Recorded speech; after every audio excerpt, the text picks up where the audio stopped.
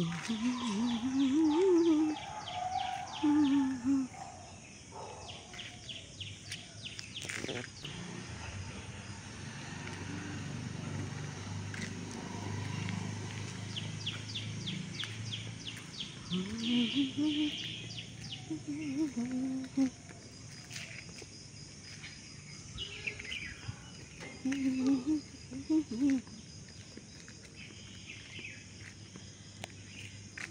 যে বন্ধুরা, এখানে দড়ি বেঁধে রথটা টানা হয়।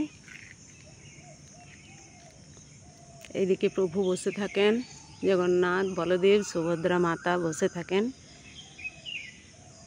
এই যে আসনের মধ্যে।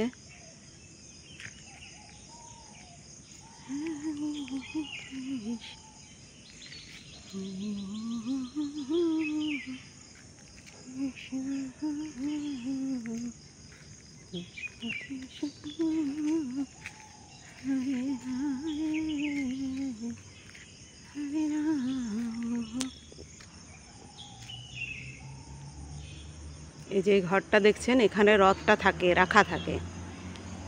তারপরে এই দিন 10 আগে এটাকে মেরামত করা হয়, পরিচর্যা করা হয়, বার করা হয়। এখানে এই 2-1 দিন হলো বাইরে বার করা হয়েছে। এই বৃষ্টিতে ভিজে যাচ্ছে না।